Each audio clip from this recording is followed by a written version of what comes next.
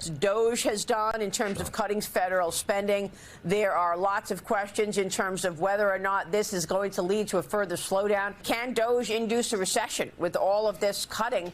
And what about the tariffs and the pressure that that brings to bear as well? These tariffs, Cheryl's right on. These tariffs are really scary. And I think you're right. It has a real possibility of bringing on a recession.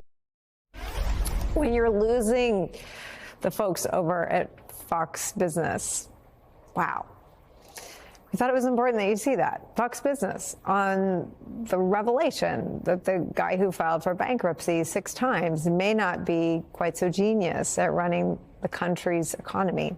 And it's not just over at Fox. Our friend Sarah Longwell, a longtime pollster, writes in The Atlantic today that many Trump voters who picked Donald Trump over Vice President Kamala Harris because of issues like the rising cost of living may be having some buyer's remorse. She writes this, quote, Trump voters and focus groups are showing signs that they do not believe that Trump's policy priorities are about cheaper groceries. Instead, they see him getting distracted by culture war issues that won't actually improve their lives. Quote, I wanted a lot of change as far as inflation and the price of everything. That's Charlie, a Biden to Trump voter in Georgia, who said that in a focus group last month. Quote, so I haven't seen any real changes there. As a matter of fact, I think for me, things are worse as far as inflation.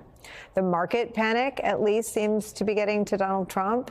Donald Trump is granting a 1-month exemption on his stiff new tariffs on imports from Mexico and Canada, specifically for U.S. automakers, as worries and fears persist that his newly launched trade war could crush domestic manufacturing. Trump did not announce what moves, if any, he will take to address the fact that the people who voted for him are still have a lived experience of their bills going up, not down, because of his tariffs. Joining our conversation and with me at the table, New York Times editorial board member, MSNBC political analyst Mara Gay. We started this conversation in the last block, and I want to pull you in on this.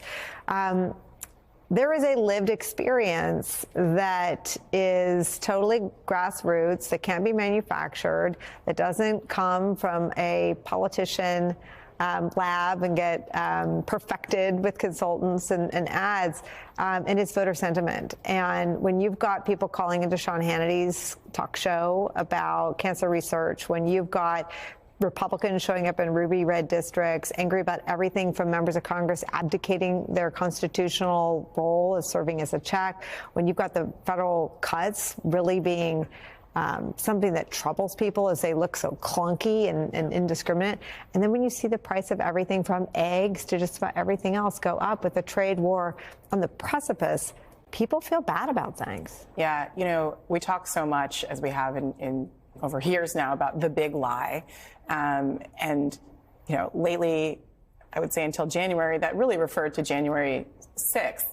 But what I think is interesting is that, as it turns out, Donald Trump lied to his supporters by telling them, don't worry, I'm going to fight for you and hurt everyone else.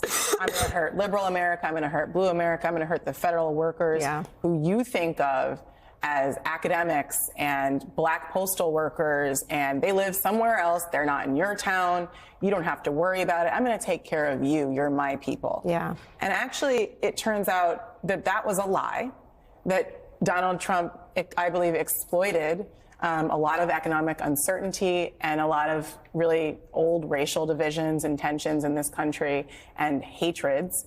And instead, what he's done is install Elon Musk to cut with absolutely no regard to the way this impacts people's lives. And so now we're seeing, of course, the result is that even farmers in the middle of the country, in the deepest red states, are showing up to town halls wanting to know what is happening. And now Republicans, tellingly, I love the guidance that they were given by the NRCC yesterday. Don't have town halls. Just don't what do does it. that tell you? I mean, but like, where are those people? I mean, they still have phones. They still have the idea that that'll stop the political outrage is ridiculous. But it does raise the question. It's like, these aren't popular policies.